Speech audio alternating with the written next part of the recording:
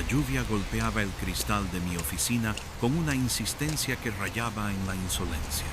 Un tamborileo monótono que era la banda sonora habitual de Ciudad Eternia. Era una ciudad que se negaba a descansar, incluso cuando el cielo lloraba lágrimas de hollín y desengaño. Yo, Ricardo Valera, o simplemente Rick para los pocos que se molestaban en pronunciar mi nombre completo, era tan parte de ese paisaje como el asfalto mojado y los carteles de neón que parpadeaban promesas vacías en la penumbra. Mi oficina, en el tercer piso de un edificio de ladrillo que había visto mejores días y peores noches, apestaba a tabaco rancio, café frío y la desesperación de clientes olvidados. Un vaso de whisky barato, con el hielo ya derretido, descansaba en el borde de mi escritorio. Un monumento a las horas muertas y los casos inconclusos. El reloj de pared, un viejo trasto que se había quedado sin pilas hace semanas, marcaba un tiempo que ya no existía. Una ironía que me hacía sonreír amargamente de vez en cuando. La verdad era que no importaba la hora en esta ciudad. Siempre había alguien buscando algo o huyendo de algo, y la oscuridad de la noche era solo un telón para los dramas humanos que se representaban sin descanso. Era el ciclo eterno, una rueda que giraba sobre el lodo y la sangre, y yo era solo un engranaje oxidado. La puerta chirrió, rompiendo el silencio cargado de humo y pensamientos. No era una melodía bienvenida.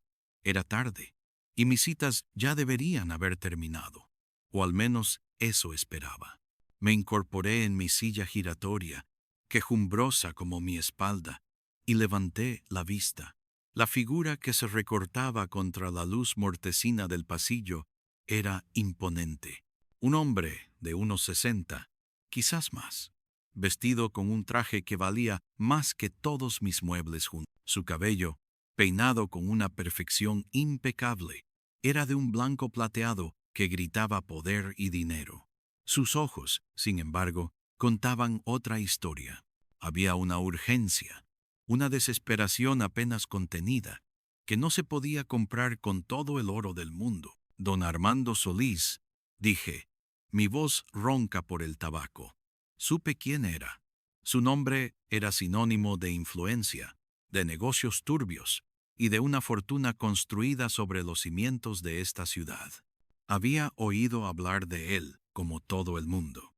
Era uno de esos hombres que podían hacer que los problemas desaparecieran con un chasquido de dedos.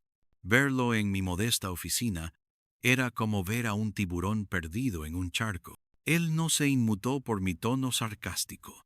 Señor Valera, respondió, su voz grave, pero con un temblor casi imperceptible. Necesito su ayuda. Mi esposa, Sofía Solís, ha desaparecido. Me recliné, encendiendo un cigarrillo. El humo se elevó en espirales perezosas hacia el techo. ¿Desaparecida? Un hombre de su calibre no debería tener problemas en encontrar a una persona en esta ciudad. La policía, sus propios recursos, no me diga que ya agotó todas esas. Don Armando se sentó en la silla frente a mi escritorio. Una silla de madera dura, que parecía incómoda bajo su peso. No era la silla para un hombre como él. La policía, digamos que tienen sus límites. Y mis recursos, por vastos que sean, no han dado con ella. Sofía es astuta, y no quiero escándalos. No puedo permitírmelos. Sus ojos oscuros y profundos me perforaron. Sé de su reputación, Valera. Usted no hace preguntas innecesarias. Y tiene método. Mis métodos son caros, le advertí, dejando que el humo se escapara por mi nariz. El aroma del tabaco era lo único que me mantenía anclado en la... Sacó un cheque de su bolsillo interior. Era una cantidad obscena, un adelanto. Habrá más si la encuentra. Y lo que es más importante, si la trae de vuelta sin complicaciones. Miré el cheque, luego a él. ¿Complicaciones? ¿Qué tipo de complicaciones? ¿Ella se fue por su cuenta? ¿Con otro hombre? ¿O hay algo más oscuro detrás de esto? Un músculo se contrajo en su mandíbula. Sofía es una mujer complicada. Apasionada sí, pero también volátil. A veces, impulsiva. Temo que haya caído en malas compañías. No puedo descartar un secuestro, pero tampoco que haya decidido desaparecer por su cuenta. Lo que sea, necesito que la encuentre. Discreción, Valera. Total discreción. El instinto me gritaba que había algo podrido en la Dinamarca de Solís. Las personas no venían a mí para problemas simples. Siempre había una capa de barro, de mentiras, de secretos que el sol nunca vería. Sofía Solís. Su nombre ya era un rumor, una sombra, en los círculos de la alta sociedad. Una belleza exótica, se decía, mucho más joven que su marido, con una inclinación por la vida nocturna de la ciudad. Una por femme fatale por clásica, a juzgar por los susurros, demasiado perfecta, demasiado predecible. Y eso era lo que me inquietaba. Necesito una foto, le dije, y cualquier detalle. Sus hábitos, sus amigos, enemigos, si es que los tiene. ¿Y qué hizo los días previos a su desaparición? Armando me entregó una fotografía. La imagen era de una mujer de una belleza arrebatadora, cabello oscuro como la noche, ojos que prometían 1000 pecados y labios rojos que invitaban a la perdición. Una sonrisa enigmática adornaba su rostro, como si compartiera un secreto con el lente de la cámara. La clase de mujer por la que los hombres perdían la cabeza y a veces la vida. Sofía Solís. Era como mirar una tormenta perfecta en un día soleado. Desapareció hace 3 días, explicó Solís. Había ido a una gala benéfica en el Club de los Industriales. Mi chofer la dejó en casa, como de costumbre. Al día siguiente, no estaba. Dejó una nota ambigua. Algo sobre necesitar espacio, aire, pero la conozco. No se iría sin más. No sin avisar, no sin llevarse sus cosas importantes. Su voz se endureció, y no es de las que se deja llevar por un simple capricho.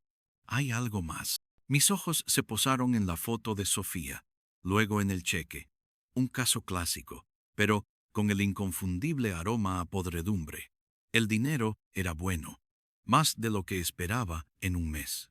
Y la intriga, bueno, la intriga siempre tenía su propio atractivo, como un abismo que te llamaba.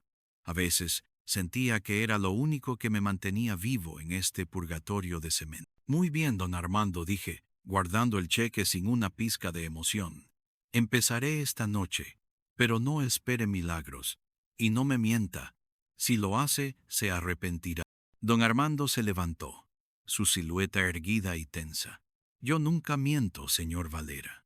Solo protejo mis intereses. Observé cómo se iba, su costoso traje desapareciendo por el pasillo oscuro. El eco de sus pasos se perdió, reemplazado por el incesante golpeteo de la lluvia. El whisky, por alguna razón, me pareció aún más amargo. La noche de Ciudad Eternia acababa de empezar para mí. Sofía Solís. Un nuevo fantasma para una ciudad llena de ella. La primera parada, como casi siempre, fue El Gato Negro. No era mi primera opción para un cliente de la talla de don Armando Solís, pero era donde se cocinaban los verdaderos guisos de la ciudad. Un antro lúgubre, escondido en las entrañas del barrio viejo, donde la moral era una moneda sin valor y las confidencias se vendían por el precio de una copa. El letrero de neón, defectuoso, parpadeaba sobre una entrada que parecía tragar la luz. Adentro, el aire era espeso con el humo de cigarrillos baratos y el aliento a alcohol. La música de un viejo gramófono gemía tangos melancólicos que hablaban de amores perdidos y puñaladas traperas. Un espejo de la ciudad, en cierto modo, me abrí paso entre las mesas pegajosas, donde sombras sin rostro bebían en silencio o discutían en susurros. Mis ojos, acostumbrados a la penumbra, buscaron a El Tuerto, el cantinero, un hombre con más secretos que dientes en la boca y con un ojo de cristal que miraba fijamente la nada. Me conocía. Sabía que cuando yo venía había problemas en el aire. Rick gruñó. sin levantar la vista de un vaso que pulía con un trapo sucio. ¿Qué te trae por este lado del infierno? ¿Otro marido cornudo? ¿O la búsqueda de algún fantasma? Peor, tuerto. Una mujer, siempre es una mujer, respondió con una risa sin alegría. El principio y el fin de todos nuestros problemas. Me sirvió un doble de whisky sin que lo pidiera. El líquido ámbar era un viejo amigo, amargo y reconfortante. Nombre, Sofía Solís. El tuerto dejó de pulir el vaso. Su ojo sano se entrecerró.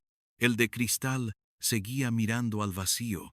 Ah, la joya de la corona, la esposa del intocable don Armando, escupió en el suelo. Un gesto de desprecio. Por aquí no la he visto, Rick. No es el tipo de mujer que se mezcla con esta escoria. Ella prefiere los salones dorados, las copas de champán y las risas vacías. Pero tiene que haber un eslabón tuerto, una conexión, una sombra, un susurro. La clase de mujer que atrae tanto la luz como la oscuridad. ¿Ha estado conectada con alguien de este lado de la ciudad? ¿Algún rumor de deudas? ¿De vicios ocultos? El tuerto se frotó la barbilla. Deudas, vicios.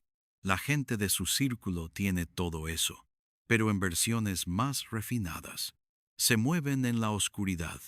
Sí, pero en sus propios callejones de oro. Pero, Sofía, ella siempre fue más atrevida. Una flor salvaje en un jardín vallado. Se rumoreaba que tenía un lado aventurero, que le gustaba el peligro, que se escapaba de vez en cuando de su jaula dorada. ¿A dónde se escapaba? Eso es lo que nadie sabía. Los chismorreos eran vagos. Un joven amante, un artista hambriento, un taur de poca monta, pero siempre eran rumores sin fundamento. La gente del dinero es buena para barrer su basura bajo la alfombra. Hizo una pausa. Pero ahora que lo dices, Rick, hace un par de semanas, uno de los chicos de El Carnicero anduvo preguntando por ella. Un tal El Lince, un tipo desagradable, con más cicatrices que memoria. Decía que la había visto por los arrabales, cerca del Callejón de la Luna Rota. El Callejón de la Luna Rota. Un nombre que sonaba a tragedia. Un laberinto de piedra y sombra, infame por sus negocios turbios y la gente que se desvanecía en su oscuridad. El Carnicero, el jefe de la mafia local, una leyenda urbana convertida en una realidad sangrienta. ¿Qué tenía que ver Sofía Solís con él? Esto empezaba a pudrirse más rápido de lo que esperaba. Terminé mi whisky de un trago, el fuego bajando por mi garganta. Gracias, tuerto.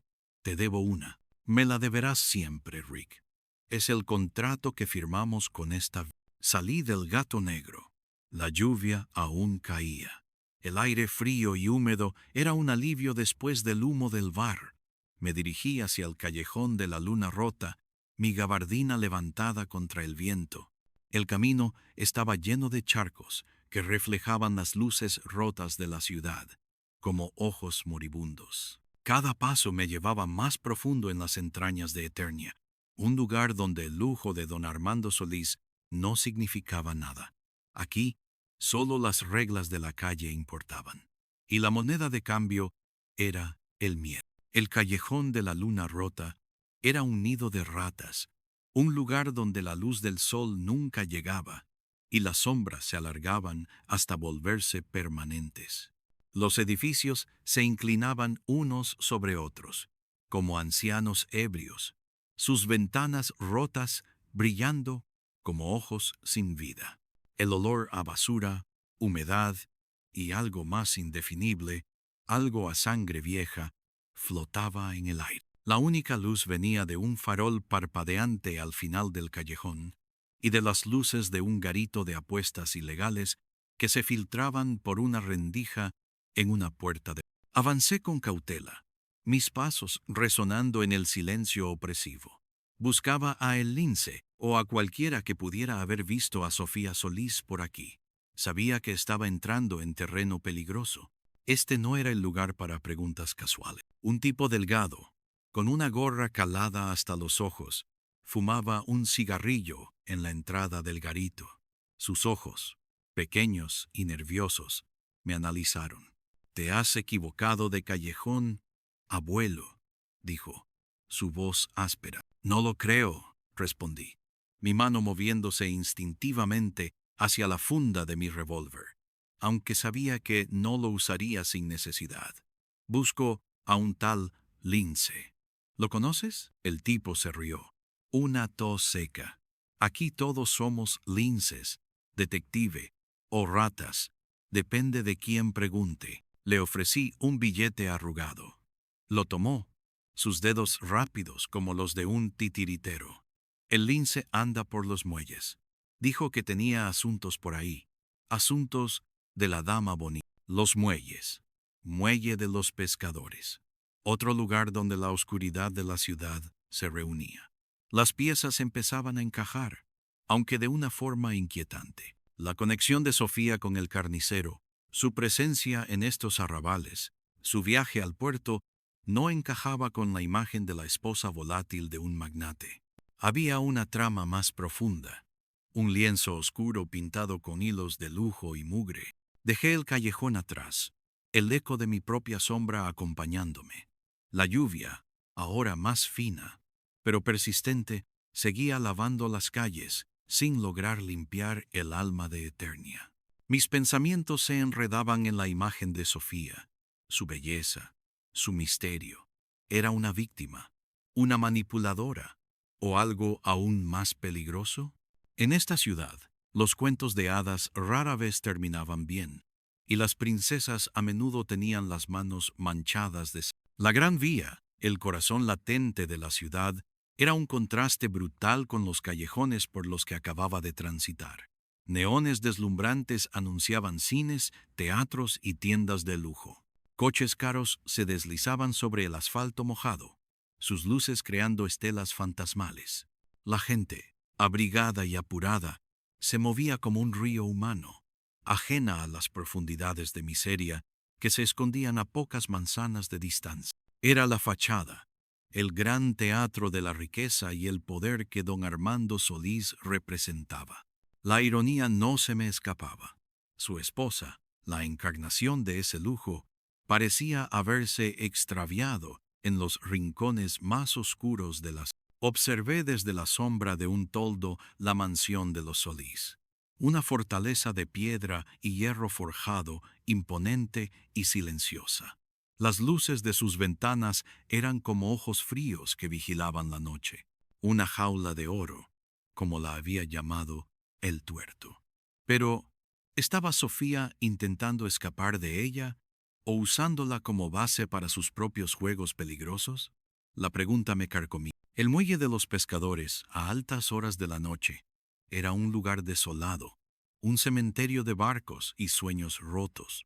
El aire salado se mezclaba con el hedor a pescado y combustible, un aroma acre que se aferraba a la ropa y al alma. La niebla, densa como un sudario, se arrastraba desde el río, envolviendo los viejos almacenes y las grúas oxidada en un abrazo fantasmal. Las luces distantes de la ciudad eran apenas un halo borroso en el horizonte. Avancé entre las redes enredadas y las cajas vacías, mis botas chapoteando en los charcos. Buscaba a el lince o cualquier pista de Sofía. La información de El Tuerto era escasa, pero era lo único que tenía. Los ecos de gaviotas se mezclaban con el crujido de la madera y el goteo constante de la lluvia que ahora caía con renovada fuerza.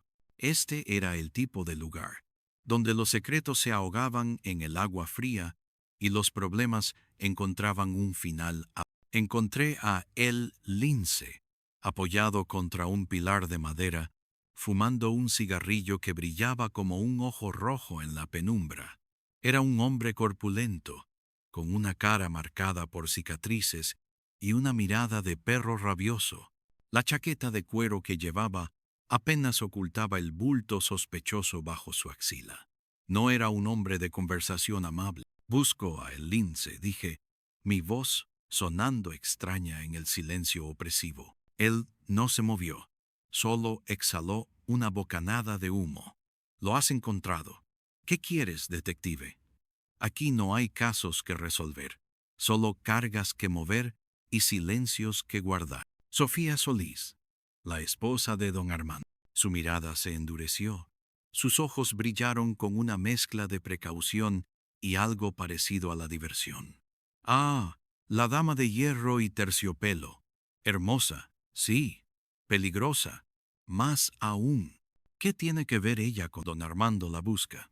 Dice que está desaparecido. El Lince rió, una risa áspera y sin alegría.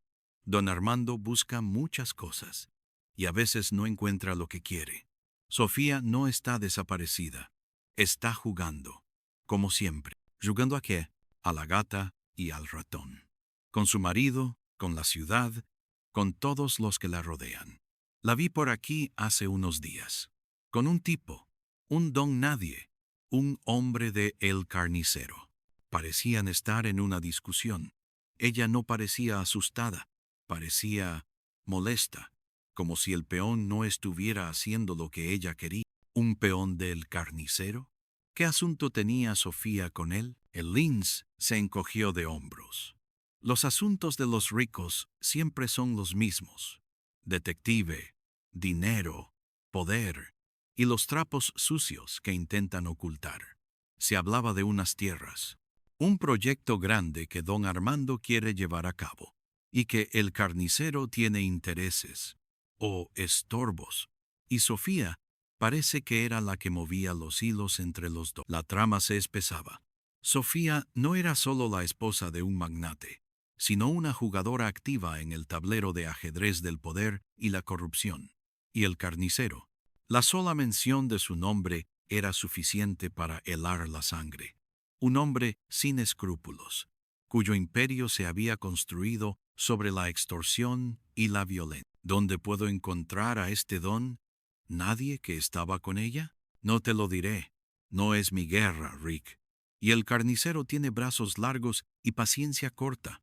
Sofía Solís es dinamita. Quien se meta con ella o con lo que hace, acaba explotando. Pero te diré esto. Ella dejó caer algo. Un colgante. Lo recogí. Sacó de su bolsillo un pequeño objeto, un relicario de plata antigua, grabado con unas iniciales. Las iniciales eran SV. Sofía Vargas. Su nombre de soltera, tal vez. O una pista. Quizás signifique algo para ti.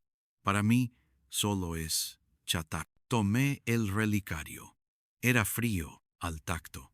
Se notaba que había sido usado, manoseado, algo íntimo. Gracias, Lince. No me des las gracias. Solo te estoy diciendo que te andes con ojo, detective. Esta mujer es un callejón sin salida. Y si don Armando o el carnicero se enteran de que andas hurgando en sus asuntos, te arrepentirás de haber nacido. Un escalofrío me recorrió la espalda, a pesar del whisky que corría por mis venas. La advertencia era clara. Estaba metiéndome en un avispero mucho más grande de lo que esperaba.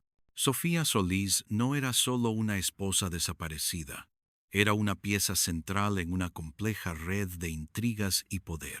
Y yo, un simple peón, acababa de coger el hilo equivocado. Me alejé del muelle, el relicario apretado en mi mano. La niebla se hizo más densa, tragando las siluetas de los barcos y los edificios. Me sentía como un fantasma en esta ciudad de fantasmas. La lluvia lavaba mis huellas, pero no el peso de la información que ahora cargaba. La comisaría del Distrito Centro era un templo a la burocracia y al cinismo. El edificio, con sus columnas imponentes y su fachada de piedra, prometía orden y justicia, pero por dentro era un laberinto de pasillos iluminados con luces fluorescentes y el aroma a café quemado y desesperanza. El ruido constante de las máquinas de escribir, las voces apagadas y el tintineo de los teléfonos creaban una sinfonía monótona. Encontré al inspector Morales en su oficina. Un cubículo desordenado lleno de expedientes apilados y tazas de café vacías. Morales era un hombre corpulento, con una cara cansada y ojos que habían visto demasiadas atrocidades. Éramos viejos conocidos, de esos que se respetan a regañadientes, sabiendo que ambos eran parte de la misma maquinaria rota, solo que operábamos desde lados diferentes de la ley. Él, el perro guardián del sistema. Yo, el lobo solitario que me rodeaba por los márgenes. Rick Valera, gruñó, sin levantar la vista de un informe. La lluvia te trae por aquí. O quizás sea el olor a café malo. ¿Qué fantasma? ¿Has desenterrado esto? Sofía Solís, respondí, sin rodeos. Me senté en la silla frente a su escritorio que chirrió bajo mi peso. Encendí un cigarrillo a pesar de las miradas de desaprobación de Morales. Él levantó la vista, sus cejas pobladas fruncidas. Ah, la dama de la sociedad. La misma historia de siempre. Marido rico, mujer bonita, desaparición conveniente. Ya don Armando ha movido sus hilos. No hay mucho que podamos hacer. Dice que se fue por su propia voluntad. ¿Y tú te lo crees, Morales? Después de todos estos años, ¿todavía crees en las historias bonitas? Le tendí el relicario. La encontré en el muelle de los pescadores. Según un testigo, ella estaba ahí, con un nombre de El Carnicero, y no parecía precisamente que estuviera disfrutando de su fuga romántica. Morales tomó el relicario. Lo examinó con el ceño fruncido. S.V. ¿Su nombre de soltera? ¿Sofía Vargas? Eso creo. ¿Tienes algo sobre ella? ¿Algún antecedente? ¿Algún contacto con la policía antes de ser la señora Solís? Él se recostó en su silla, quejándose. Mira, Rick, Sofía Solís es intocable, como su marido. Las manos de don Armando llegan a los despachos más altos de esta ciudad. Si la policía se mete donde no le llaman, hay consecuencias. Y no son agradables. ¿Eso significa que vas a ignorar que la esposa de un magnate se está codeando con la mafia en el puerto? Significa que tengo órdenes, Valera. Y tú deberías tenerlas también. Este no es tu circo. Don Armando ya pagó para que el caso se quede en un abandono voluntario. Si Sofía está con el carnicero, o con quien sea, es su problema. Y el de Solís. No el nuestro. Pero no es un abandono voluntario, Morales. Hay algo más. La vi en la foto. No es una mujer que se vaya a la ligera. Y está moviendo hilos. Hilos que conectan a Solís con el carnicero. Algo grande. Tierras, proyectos, corrupción. ¿Acaso no te interesa eso? Morales suspiró, encendiendo su propio cigarrillo. El humo se mezcló con el mío. Claro que me interesa, pero estoy atado de manos. Esta ciudad está podrida desde la raíz, Rick. Y los de arriba, los que realmente mueven los hilos, son intocables. He visto a tipos como tú intentar ir contra la corriente. Y siempre terminan ahogados o desaparecidos. O peor. Así que me estás diciendo que me aleje. Te estoy diciendo que te cuides, Valera. Que pienses en lo que haces. Porque si te metes con Solís y el carnicero, te estás metiendo con un monstruo de dos cabezas que controla esta ciudad. Y ellos no distinguen entre detectives y moscas. Ambos son aplastados si se interponen en su camino. Me devolvió el relicario. Toma tu chatarra y déjame en paz. Tengo suficientes problemas sin que tú me traigas. Salí de la comisaría, el aroma a café quemado y el cinismo de Morales aún pegados a mí. El mensaje era claro. La ley tenía sus límites, especialmente cuando se trataba de los poderosos. La corrupción no era solo un subtema en Ciudad Eternia, era su sangre, su pulso vital, y Sofía Solís parecía estar nadando en ella, o hundiéndose en ella, o quizás incluso dirigiéndola. El relicario en mi mano se sentía más pesado que antes. Sofía Vargas. Ese nombre me daba una idea. Quería saber quién era ella antes de ser la señora Solís. Necesitaba ir a la biblioteca pública municipal. Quizás allí, entre las hojas polvorientas de periódicos viejos y los registros públicos, encontraría la verdadera historia de Sofía. La historia que don Armando y la policía querían mantener. La Biblioteca Pública Municipal era un anacronismo en esta ciudad de neón y sombras. Un edificio imponente de piedra, con techos altos y estanterías abarrotadas de libros que pocos ya leían. El silencio era casi reverencial, roto solo por el crujido ocasional de las páginas y el murmullo ahogado de algunos estudiantes. El aroma a papel viejo y cera de madera era un bálsamo para mis pulmones acostumbrados al humo y a la polución. Me dirigí a la sección de archivos, de periódicos y documentos históricos. Quería encontrar cualquier mención de Sofía Vargas antes de su matrimonio con Solís. ¿Quién era ella? ¿De dónde venía? La gente no se convertía en una figura clave de un entramado de poder de la noche a la mañana sin un pasado. Pasé horas, mis ojos cansados, recorriendo titulares viejos, actas notariales, registros de empresas. El polvo se adhería a mis dedos mientras excavaba en la historia de la ciudad. El tiempo se desdibujó. Fue un nombre, finalmente, lo que me detuvo. Vargas S. Un pequeño artículo de hace 15 años. Un escándalo menor. Una pequeña empresa familiar de bienes raíces en quiebra, envuelta en acusaciones de fraude y malversación. La familia Vargas había perdido todo. El padre de Sofía había sido encarcelado. La madre se había suicidado. Sofía Vargas, una joven de 18 años, se había quedado sola y en la ruina.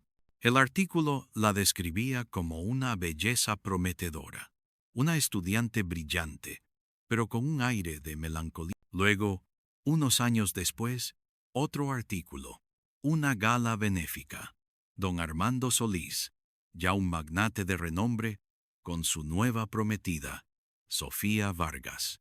La transformación era notable, de la indigencia a la opulencia en un abrir y cerrar de ojos. El artículo insinuaba una conexión rápida, casi milagrosa. Nadie se preguntaba cómo una chica arruinada había logrado capturar la atención de uno de los hombres más poderosos de la... El dinero y el poder tenían una forma de silenciar esas preguntas incómodas. Pero yo me las hacía. Sofía Vargas. Una historia de tragedia y ascenso. No era la mujer volátil que describía Solís, ni la aventurera ingenua. Era una superviviente, una mujer que había conocido la amargura de la pobreza y la humillación. Y eso, en mi experiencia, convertía a las personas en jugadores despiadados. Los que venían de abajo, una vez que probaban el sabor del poder, no lo soltaban fácilmente, y a menudo no tenían escrúpulos. Cerré el libro de recortes de prensa. La imagen de Sofía, la del relicario, la de la foto que me dio don Armando, cobró una nueva profundidad. No era una simple peona en el juego de los hombres. Ella era la estratega, la que había planeado su ascenso, la que había sobrevivido a un pasado brutal. Y eso la hacía mucho más peligrosa. La lluvia seguía cayendo cuando salí de la biblioteca, pero ahora no me parecía tan fría. La verdad siempre quemaba, sin importar el clima. El misterio de Sofía Solís no era una simple desaparición. Era una historia de venganza, ambición y una red de corrupción que se extendía mucho más allá de lo que yo había imaginado. Y yo estaba atrapado en medio. Mi oficina se sentía más solitaria y fría que de costumbre. La información de la biblioteca había destapado la tumba de su pasado, y ahora podía ver los hilos que conectaban a Sofía Vargas con la intrincada red de poder y podredumbre de Ciudad Eternia. La pobre huérfana, la belleza prometedora, y luego la esposa del magnate.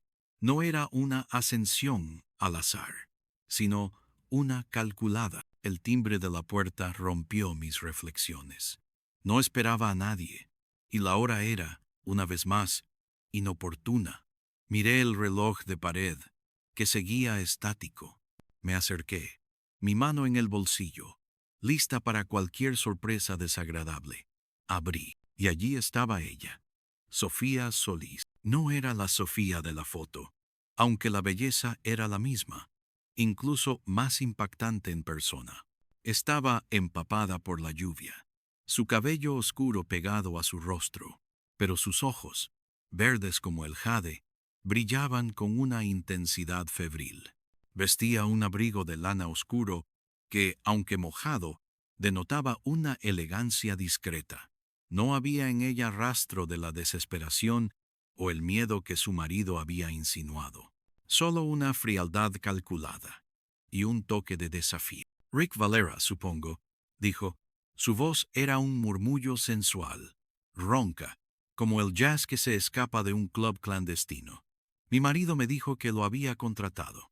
Parece que tiene más confianza en usted que en la policía. Me hice a un lado, permitiéndole entrar. Cerré la puerta, el clic resonando en el silencio. El aroma a lluvia y a su perfume, sutil y exótico, llenó el aire de mi oficina. Supongo que usted no está desaparecida entonces, o al menos, no en el sentido que su marido cree. Ella se quitó el abrigo, revelando un vestido simple de seda negra que abrazaba sus curvas con una elegancia que gritaba peligro. Lo colgó cuidadosamente en el perchero de la esquina, como si mi oficina fuera el vestíbulo de un hotel de 5 estrellas. Luego se volvió hacia mí, una sonrisa en sus labios rojos. Una mujer puede estar desaparecida de muchas maneras, señor Valera. A veces, la desaparición más profunda es la que ocurre dentro de uno mismo, o la que se le impone. ¿Y cuál es su historia, Sofía?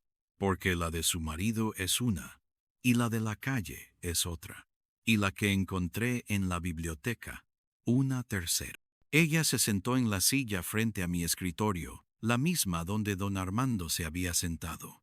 Su postura era relajada, pero sus ojos no perdían ni un ápice de su astucia. Veo que ha hecho su tarea. Sofía Vargas, la chica sin nada, la que se casó con el diablo para salir del infierno. El diablo con mucho dinero, añadí, encendiendo un cigarrillo. Y usted es la que juega al gato y al ratón con el carnicero en los muelles. Una jugadora audaz, Sofía, o una tonta.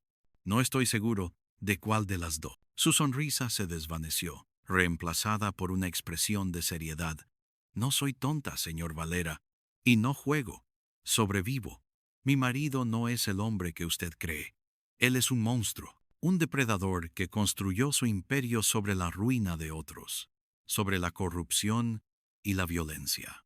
Mi familia, él fue quien orquestó la caída de mi padre, quien se quedó con nuestras propiedades, nuestros negocios, y luego me tomó a mí, como un trofeo, una forma de consolidar su victoria. Hubo una pausa. El silencio de la lluvia en el cristal era el único testigo de su confesión.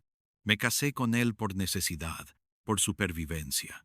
No tenía nada, pero también por venganza. Quería destruirlo, desde dentro, lentamente.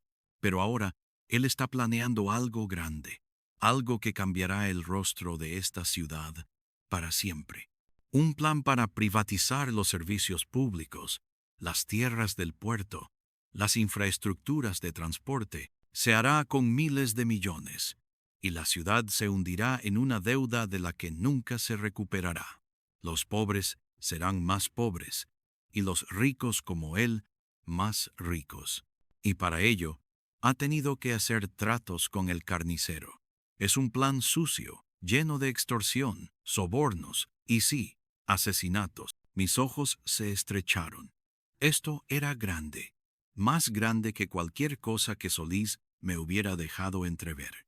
Y si era cierto, el inspector Morales tenía razón. Estaba metiéndome con un monstruo. ¿Y usted dónde encaja en todo esto?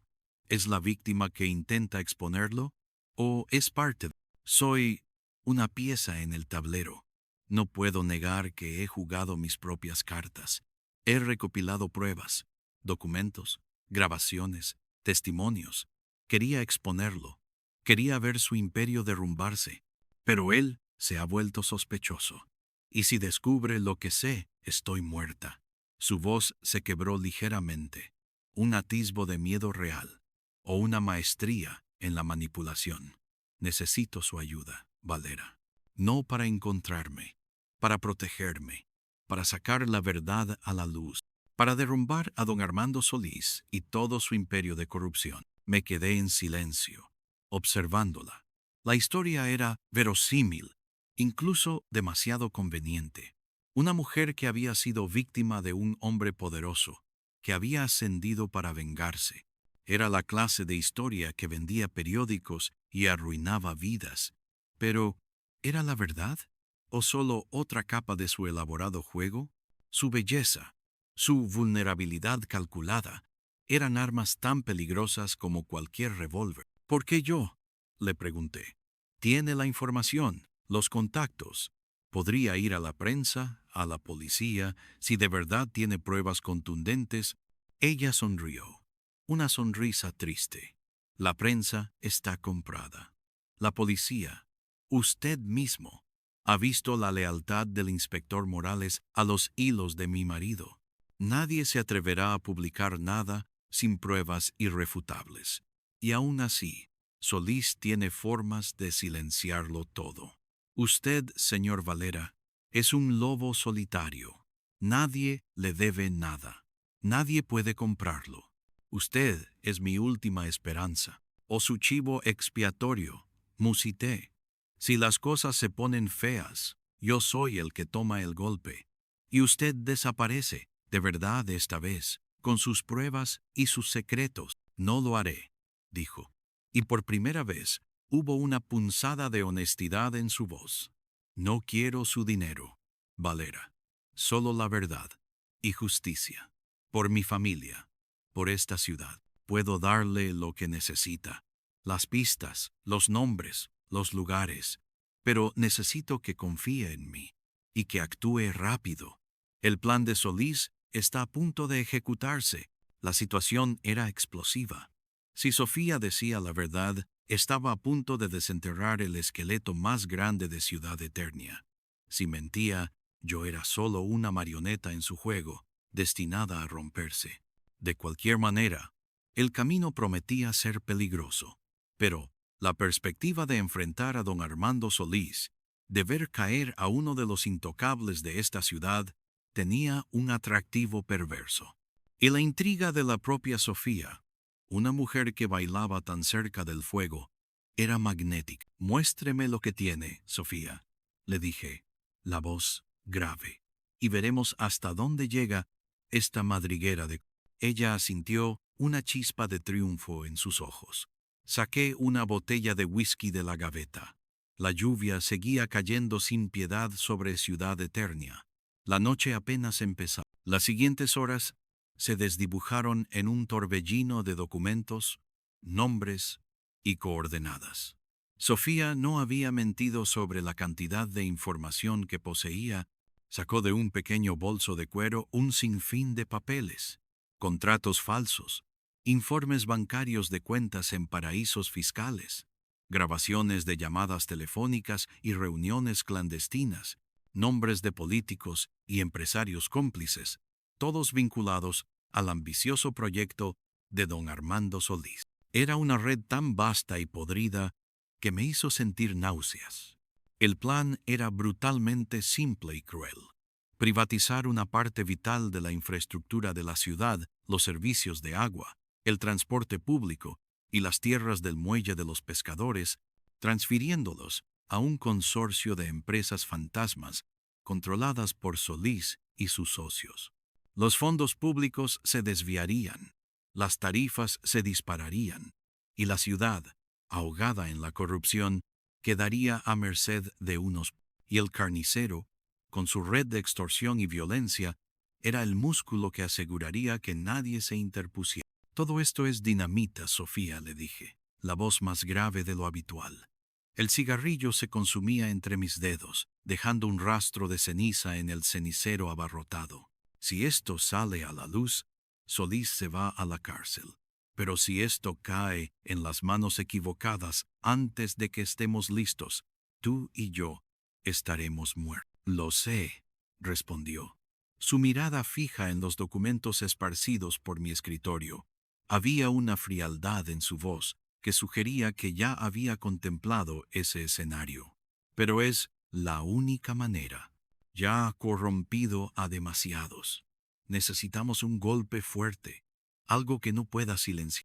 Me mostró un informe que detallaba cómo la empresa de su padre había sido despojada de sus propiedades mediante una serie de transacciones fraudulentas orquestadas por una de las empresas fachada de Solís. Los nombres en los documentos eran los mismos que aparecían ahora en la trama de privatización.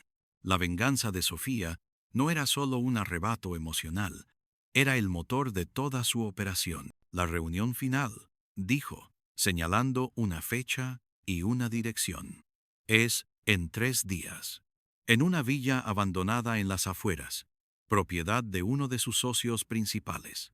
Allí firmarán los últimos acuerdos. Todo se consolidará. Después de eso, será demasiado tarde. La dirección era la Villa de los Olvidados, un lugar desolado y apartado, conocido por ser un nido de operaciones ilícitas. Un lugar perfecto para un acuerdo tan sucio. Sabía que necesitaba una copia de todo. Le hice fotos a cada documento con una vieja cámara que tenía para casos delicados, una de esas que no dejaban rastro digital. Las grabaciones las copié en un reproductor portátil. Necesitaba un plan. Uno que no solo desvelara la trama, sino que también garantizara que las pruebas llegaran a manos seguras.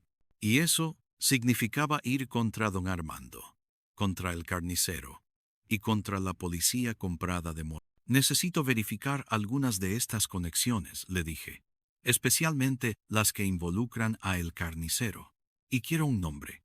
¿Quién es el hombre con el que te vieron en el muelle? Ella dudó, sus ojos un segundo de incertidumbre. Se llama Marco. Es uno de los hombres de confianza de El Carnicero. Yo lo usé para obtener información. Él no sabía que lo estaba traicionando. Creía que yo estaba de su lado, intentando sabotear a mi marido. Una rata de 2 patas, murmuré. Perfecto. Así es como se mueven en esta ciudad.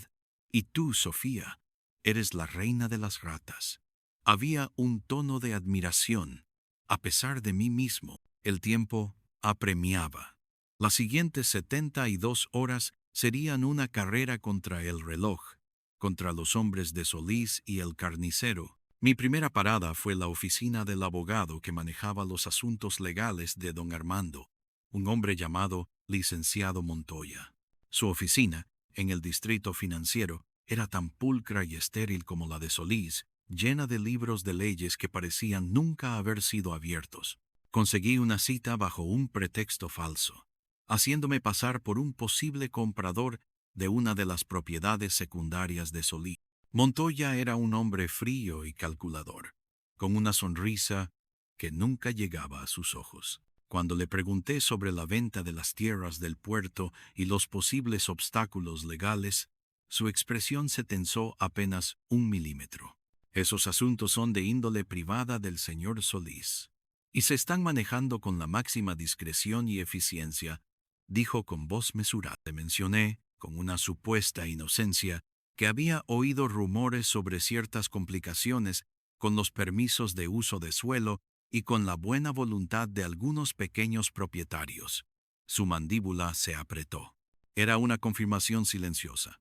El carnicero, sin duda, se encargaría de la buena voluntad. Mientras esperaba a Montoya, conseguí un pequeño desvío al baño, donde pude echar un vistazo a su agenda abierta sobre el escritorio de su secretaria.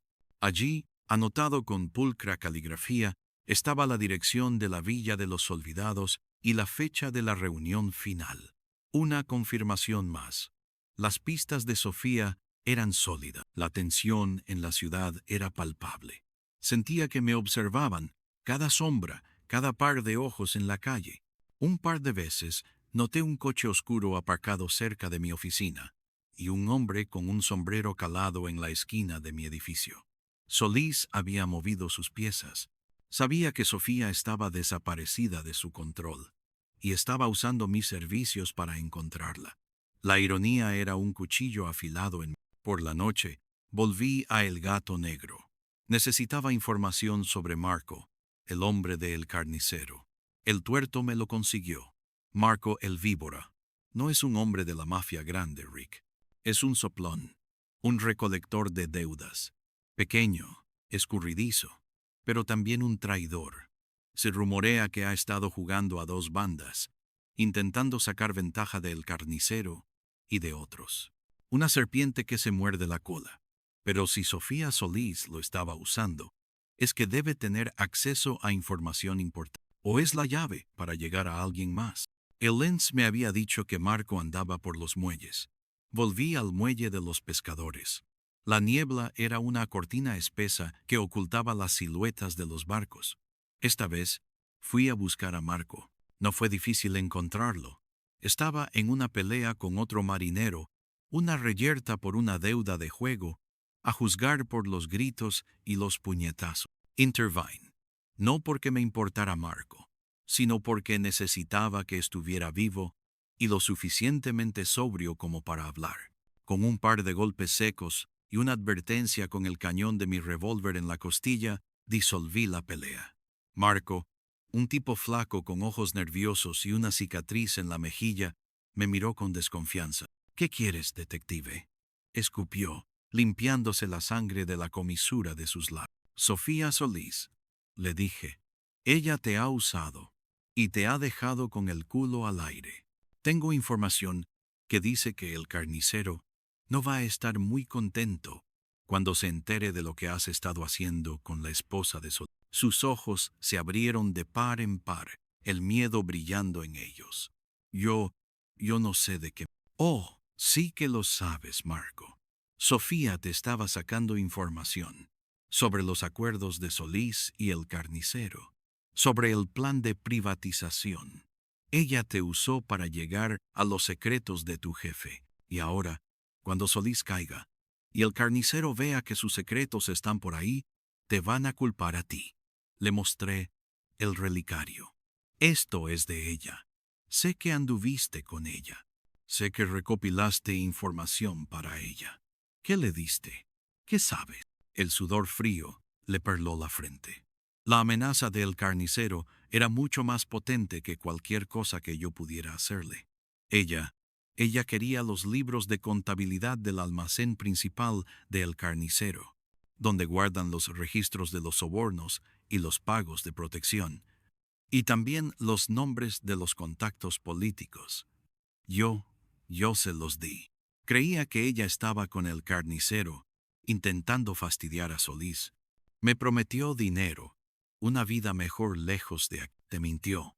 Ella quiere derribarlos a todos. Y tú eres el primero en caer si el carnicero te... No. Por favor, detective, no le diga nada a el carnicero. Yo puedo ayudarlo. Sé dónde se guardan más pruebas. El carnicero tiene una caja fuerte en su oficina principal, en el barrio de la Neblina. Contiene los contratos originales, las verdaderas cifras, las pruebas irrefutables y los nombres de los verdaderos peces gordos. Era un riesgo, pero era la única forma de conseguir pruebas que pudieran resistir el poder de Solís. Dame la dirección. ¿Y cómo entrar? Marco, temblando, me dio los detalles. La oficina de El Carnicero, una fachada legal para sus negocios ilícitos, una caja fuerte oculta detrás de un cuadro. La combinación me pidió protección. Yo solo le ofrecí silencio y una advertencia: que desapareciera de la ciudad para siempre. Cuando regresé a mi oficina, Sofía me esperaba. La lluvia seguía cayendo con esa monotonía desesperante. «¿Y bien?», preguntó, sus ojos brillando en la penumbra. Le conté sobre Marco, sobre el plan de entrar en la oficina de El Carnicero. Ella escuchó, su rostro inexpresivo. «Es arriesgado, Valera. Si te atrapan, me matarán». Terminé la frase por ella. «Lo sé, pero las pruebas que tienes son poderosas. Con los libros de El Carnicero tendremos un caso innegable. La única manera de derribar a estos monstruos es con una montaña de evidencia que ni Solís, ni Morales, ni la prensa comprada puedan ignorar». «Tienes razón», dijo ella. y por un momento me pareció ver una chispa de admiración en sus ojos. Necesitamos esa información, pero la reunión es mañana por la noche. No hay tiempo que perder. La noche pasó entre planificación y la tensión de lo que vendría. El vaso de whisky se llenó y vació varias veces. La luz del alba se asomó por el horizonte, tiñendo el cielo de un gris melancólico. El día del juicio final para Solís, para el carnicero, y tal vez para mí, había llegado. El barrio de la neblina, incluso de día, era un laberinto de calles estrechas y edificios destartalados. La oficina de El Carnicero estaba en una planta baja, camuflada como un negocio de importación dividido por exportación. Una puerta de acero reforzado y una cámara de seguridad en la entrada. No era para un aficionado. Entré por la parte de atrás, por un callejón apestoso lleno de contenedores de basura. La información de Marco era buena. Una ventana trasera, tapiada pero con un punto débil. Forcé la cerradura de la puerta metálica que daba al callejón. Un trabajo de 10 minutos para un experto, y me deslicé dentro. El interior era un almacén polvoriento, lleno de cajas, y el olor a humedad. Un pasillo me llevó a la oficina. Era una habitación grande, con un escritorio de caoba y un cuadro al óleo de un paisaje montañoso en la pared. Detrás de ese cuadro, la caja fuerte. Trabajé con mis herramientas. El sudor frío perlaba mi frente. Cada crujido de la cerradura, cada clic metálico era un grito en el silencio. El tiempo parecía detenerse. El miedo era una sombra pegada a mi espalda. El eco de los pasos en el exterior, la posibilidad de que me descubrieran en cualquier momento. Finalmente, un clic satisfactorio. La puerta de la caja fuerte se abrió. Adentro encontré lo que buscaba. Gruesos libros de contabilidad con anotaciones a mano, contratos firmados con nombres de empresas fachada y las firmas de los políticos cómplices. También había una agenda pequeña con números de teléfono y citas, y una grabación. Una cinta de audio etiquetada con la fecha de la reunión final. Sin duda, un respaldo en caso de traición. Saqué mi cámara, el flash, iluminando la oscuridad de la caja fuerte mientras fotografiaba cada página de los libros. Metí la cinta de audio en mi bolsillo. Esto era lo que necesitábamos. La prueba definitiva. Mientras cerraba la caja fuerte y recolocaba el cuadro, oí un ruido en la puerta principal. Pasos, voces. Rápidamente me escabullí por el almacén hacia la puerta trasera. Un coche oscuro se detuvo en la calle. Unos hombres bajaron, corpulentos, armados, hombres de El Carnicero. Habían descubierto mi presencia, o simplemente era el momento en que El Carnicero regresaba a su guarida. Mi corazón latía como un tambor. Salí al callejón, cerrando la puerta con cuidado detrás de mí. No había tiempo para ser sutil. Me moví rápidamente por los callejones, esquivando contenedores, saltando vallas. Los perros ladraban a lo lejos. Escuchaba voces, el sonido de botas corriendo por las calles. Me estaban persiguiendo. Corrí hasta llegar a un barrio más transitado, mezclándome con la multitud, mi gabardina mojada y mi aliento agitado. Me metí en un taxi al azar, dándole al conductor una dirección lejos de mi oficina. Necesitaba desaparecer por un tiempo. La adrenalina aún corría por mis venas, una sensación familiar, amarga y estimulante a la vez. Había conseguido lo que buscaba, pero ahora tenía un precio en mi cabeza. Cuando llegué a un café discreto en las afueras, llamé a Sofía. «Lo tengo», le dije. Mi voz apenas un susurro. Los libros de El Carnicero. La caja fuerte. Nos vemos en el lugar acordado. Sé cautelosa. Saben que estuve allí. Entendido, dijo. Su voz fría y controlada. Te espero. El punto de encuentro era un viejo almacén abandonado cerca de la estación central. Un lugar lúgubre y desolado, como tantos otros en Eternia. El sol se estaba poniendo, tiñendo el cielo de un naranja, y morado enfermizo, pero la oscuridad ya se había apoderado de los rincones del almacén. Sofía estaba allí, esperando, su silueta recortada contra el resplandor de una farola rota. Tenía en la mano un pequeño maletín. Las pruebas, dijo, mostrándome el contenido. Era la información que me había dado antes, pero organizada, clasificada. Una montaña de papel que podía derribar imperio. Le entregué mi cámara con las fotos de los libros de El Carnicero y la cinta de audio. Esto es todo lo que tengo. Los contratos, los nombres, las cifras. Con esto, no podrán escapar. Ella asintió, sus ojos fijos en la cámara. Bien, muy bien, Valera. No esperaba menos de... Una figura salió de las sombras. Un hombre corpulento, con el rostro duro y una cicatriz en la mejilla. Marco. Sofía, ¿qué haces aquí con este? Pensé que íbamos a encontrarnos solos. Sofía no se inmutó. Marco, querido, siempre tan impaciente. Valera ha hecho un buen trabajo.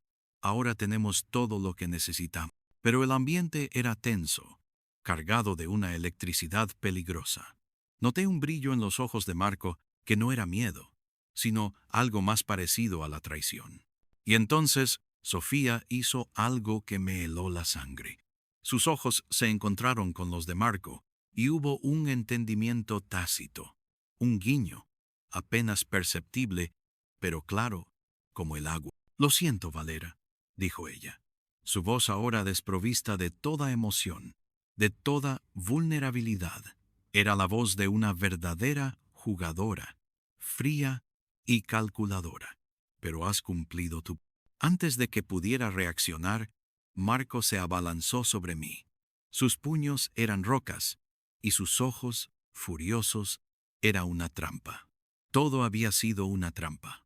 No era la víctima que buscaba venganza. Ella era la titiritera. La pelea fue brutal, sucia. Marco era fuerte, pero yo tenía la experiencia de las calles y la rabia de la traición. Nos revolcamos en el suelo, entre el polvo y los escombros. Sus golpes eran despiadados, los míos, defensivos pero contundentes. Recibí un puñetazo en la mandíbula que me hizo ver estrellas, y yo le devolví con una patada en el estómago que le sacó el aire. La sangre brotaba de una herida en mi ceja. Sofía observaba, inexpresiva, como una deidad cruel que disfrutaba del espectáculo. Ella no era una víctima, ni una justiciera. Era una oportunista, una manipuladora maestra, que había usado mi rabia y mi cinismo para sus propios fines. En un momento de desesperación, vi un trozo de barra de metal entre los escombros. Lo agarré y, con un golpe rápido, Marco cayó. Quedó inmóvil, un charco de sangre extendiéndose bajo su cabeza. Estaba muerto. Miré a Sofía, mi respiración agitada, la boca llena del sabor a sangre y derrota. Todo esto, ¿para qué, Sofía? ¿Para qué la farsa? Ella se acercó, sus tacones resonando en el suelo de cemento. Solís me usó, Valera, sí, pero no fui la víctima ingenua que se casó por venganza. Yo quería el imperio, quería el poder. Don Armando planeaba un golpe, pero yo quería el control total. Él era un visionario, un monstruo, pero era un monstruo a la vieja usanza. Yo soy el futuro. Sus palabras eran veneno puro. La verdad, al fin, se revelaba en toda su fealdad. Ella había orquestado todo. Había desaparecido para hacer creer a Solís que estaba en peligro, para que él me contratara. Me había alimentado con una historia de venganza personal, sabiendo que yo mordería el anzuelo. Había usado a Marco para obtener la información de El Carnicero, y me había usado a mí para conseguir las pruebas definitivas, las pruebas que ahora ella tenía, no para exponer la corrupción, sino para tomar el control de... Con estas pruebas, no solo derribo a don Armando, continuó, su voz gélida, sino que también chantajeo a todos sus socios y a El Carnicero. Me quedo con el control de todo. El proyecto de privatización será mío, y de los que yo elija. Una sonrisa cruel curvó sus labios. Don Armando pensó que yo era un adorno, un trofeo. Qué equivocado estaba. Yo soy el cerebro detrás de la operación. Y ahora, con usted fuera del camino, nadie lo... En ese momento, la puerta del almacén se abrió con un estruendo. Entró don Armando Solís, flanqueado por dos gorilas armados. Su rostro, antes desesperado, ahora era una máscara de furia y traición. Detrás de él aparecieron otros hombres de El Carnicero. Sofía palideció. Su plan no había sido tan perfecto. Solís había estado siguiéndome. Había estado esperando el momento. Sofía, la voz de Solís era un trueno. Mi querida esposa, pensaste que podías engañarme, que podías robarme mi imperio. Pero soy más astuto de lo que crees. Y más paciente. Miró a Marco, inmóvil en el suelo. Y tú, Valera, siempre te metes donde no te llaman, siempre desenterrando lo que no debe ver la luz, pero esta vez has desenterrado tu propia. La situación era desesperada. Atrapado entre Sofía, Solís y el carnicero. Era el final del camino. El olor a pólvora ya estaba en el aire. La justicia, la moral, todo eran palabras vacías en este infierno. La lluvia afuera arreciaba. El sonido de un trueno lejano retumbó. La batalla final, sin duda. El ambiente se volvió denso, irrespirable. La traición se masticaba en el aire como un mal cigarro. Solís y sus hombres, armados. El carnicero con los suyos. Todos con la mirada fija en Sofía y en mí, que aún sostenía la barra de metal ensangrentada. La luz mortecina del almacén parpadeaba, proyectando sombras alargadas y distorsionadas. No, Armando, dijo Sofía, recuperando algo de su aplomo. Usted no me ha atrapado. Yo lo he desenmascarado a usted. Levantó el maletín con las pruebas. Tengo todo. Su plan de privatización, los sobornos, los nombres de sus contactos. Y ahora, gracias a Valera, también tengo las pruebas del carnicero. Yo controlo las cartas. No usted. Don Armando soltó una risa hueca, desprovista de humor. Mi querida Sofía, siempre tan ambiciosa. Pero hay algo que no entiendes. Las cartas que crees tener son solo las que yo te he permitido ver. Crees que me has engañado. Pero yo sabía de tus pequeños juegos desde el principio. Sabía que te habías casado conmigo por venganza. Sabía que buscabas mi ruina. Te dejé jugar. Te dejé creer que tenías el control, porque necesitaba un chivo expiatorio. Miró a sus hombres, luego a los de El Carnicero. Este plan de privatización ha estado en marcha desde mucho antes de que te involucraras. Mis socios y yo hemos trabajado en esto durante años. Y tus pequeñas pruebas, por muy condenatorias que sean, no valen nada si no hay nadie que las publique. ¿Crees que la prensa o la policía se atreverán a tocarme, a El Carnicero, con un escándalo tan grande? Se necesitan sacrificios para que el juego continúe. Y tú, mi ingenua esposa, ibas a hacer ese sacrificio. La voz de Sofía tembló. Mentira. Nadie podría ignorar esto. Oh, sí que lo harán. O lo harán desaparecer. Tú ibas a ser la que filtraría la información. La traidora. La que sería convenientemente encontrada muerta poco después, con las pruebas en su poder, convenientemente incriminándote a ti como la única mente maestra detrás del fraude. Así, mis socios y yo saldríamos ilesos y el plan seguiría adelante. Los periódicos hablarían de la ambiciosa y desquiciada esposa del magnate que intentó destruir a su marido, y el carnicero se encargaría de que la prensa se mantuviera en... El impacto de sus palabras fue como un golpe físico. Sofía, la maestra manipuladora, había sido a su vez la marioneta de Solís. Sus ojos se abrieron en un horror gélido al comprender la magnitud de su error. Su venganza había sido, en última instancia, su perdición. En cuanto a mí, yo era un cabo suelto, un detective entrometido que había descubierto demasiado, un testigo incómodo que había sobrevivido demasiado. «¿Y usted, Valera?», dijo Solís, su mirada cargada de desprecio. «Siempre el ratón que se cuela por las rendijas. Debería haberme deshecho de usted hace mucho tiempo, pero ahora ha llegado su...». Los hombres de Solís y el carnicero levantaron sus armas. Sofía, con la cara pálida y los ojos fijos en el abismo que se abría ante ella, dejó caer el maletín. Los documentos se esparcieron por el suelo, un sudario de papel sobre el cadáver de su ambición. Miré los rostros de los hombres, el brillo de sus armas, el odio en sus ojos. Este era el final.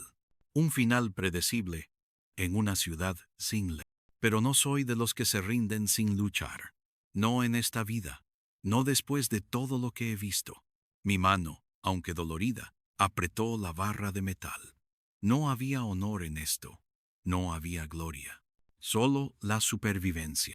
En ese instante se escucharon sirenas de policía a lo lejos, un sonido débil al principio, pero que se acercaba rápidamente. Los rostros de Solís y sus hombres se tensaron. El carnicero soltó una maldición. «Maldita sea. Morales.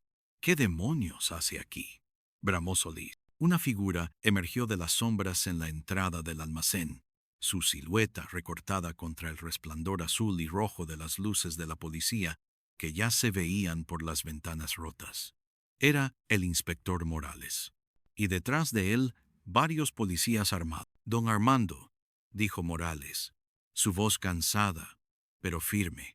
Pensó que podía salirse con la suya para siempre. Pensó que mis manos estaban atadas. Pero hay algunos hilos que no se compran con dinero. Y la muerte de Marco el Víbora en el muelle de los pescadores y el asalto a la oficina del carnicero, eso ya es demasiado incluso para usted. Miró los documentos esparcidos por el suelo. «Y parece que también tenemos pruebas». Solís y el carnicero intentaron hacer un movimiento, pero los policías se habían desplegado, apuntando con sus armas. La ventaja era de la ley, por una vez. «Sofía, agarra el maletín», gritó Solís, con la desesperación reflejada en su... Pero Sofía no se movió. Su mirada estaba fija en el maletín, en las pruebas que habían sido el motor de su vida, y ahora el instrumento de su caída. Había sido engañada, usada. Su venganza, su ascenso, todo había sido una ilusión. Era el final de su juego. En el caos que siguió, mientras los policías arrestaban a los hombres de Solís y el carnicero, Sofía intentó huir. Desapareció entre las sombras. Un fantasma que se desvanecía en la noche. El maletín de pruebas ahora en manos de la policía. Yo, herido y agotado, me dejé caer contra una pared, observando cómo el circo se desmoronaba. Morales se acercó a mí, su rostro serio. «Siempre metiéndote en líos, Valera. Supongo que te debo una.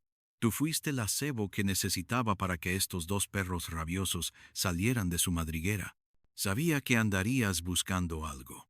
La muerte de Marco nos dio la excusa para seguirte.